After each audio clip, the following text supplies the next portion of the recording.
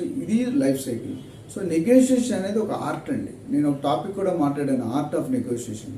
Negotiation అనేది ఎవరు పడతారు ఎప్పుడు పడితే అప్పుడు చేయడం కాదండి. ముఖ్యంగా ఒక ఎజెండా పెట్టుకోవాలి. మనం నెగోషియేషన్కి వెళ్ళేటప్పుడు మనం చేసే పని అంటే మనం mediator, as a professional agent మన ఏజెంట్. సో ఏజెంట్ బయ్యర్కి కానీ సెల్లర్కి కానీ ఈక్వల్ సపోర్ట్ ఇవ్వాలి. ఎవరికి కూడా ఒకరు ఎక్కువ ఒకరు తక్కువ. డెఫినెట్గా ఒక బయ్యర్కి సెల్లర్కి గ్యాప్ ఉంటుంది. బయ్యర్ ఏంచి ఇక్కడ ఉంటాడు, సెల్లర్ ఏంచి అక్కడ ఉంటాడు.